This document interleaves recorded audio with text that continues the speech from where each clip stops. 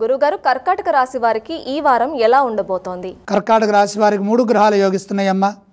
ఏకాదశంలో చంద్రగురులు, తృతీయంలో కేతువు. అదృష్ట యోగం సూచితం. మనోబలంతో ముందుకు సాగండి. మీ ధర్మం మిమ్మల్ని సదా కాపాడుతుంది. దైవానుగ్రహంతో పనులు పూర్తవుతాయి. ఆపదలు దరిచేరవు. సునాయాసంగా విఘ్నాలను అధిగమించి కార్యసిద్ధిని సాధిస్తారు. ముఖ్య కార్యాల్లో శ్రద్ధ వహించండి. దేనికి వెనకడుగు వేయొద్దు. అధైర్యపడవద్దు. చెడు ఊహించవద్దు. అనుకున్న సమయానికే పనులు పూర్తయ్యేట్టుగా మనోబలంతో ప్రణాళికలు సిద్ధం చేయండి. దగ్గర వారి సూచనలు తీసుకోండి. మీ సంస్కారం మిమ్మల్ని ముందుకు నడిపిస్తుంది.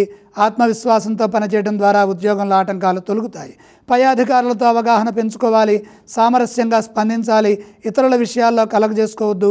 మౌనంగా చిరునవ్వుతో ముందుకు సాగండి. సాంకేతిక లోపం లేకుండా వ్యవహరించండి. స్పష్టంగా కార్యాచరణను రూపొందించండి. వ్యాపారపరంగా జాగ్రత్తలు అవసరం. నష్టం రాకుండా వ్యాపారం చేయాలి. ఆర్థిక ఇబ్బందులు తొలగే విధంగా కృషిని కొనసాగించండి. కర్కాటక రాశి వారు ఏ స్తోత్రాన్ని పఠించాలి? కర్కాటక రాశి వారు సూర్యనారాయణ మూర్తిని స్మరించడం మంచిది. ఈ రాశి వారు ఏ ఆలయాన్ని సందర్శిస్తే మంచిది? సూర్య దర్శనం శుభప్రదం. కర్కాటక రాశి వారు ఏ విధానం చేయాలి? పంచమస్థ సూర్యయోగం ఉన్నది. సూర్యానుగ్రహం కోసం ఈ గోధుమలు దానం చేయండి.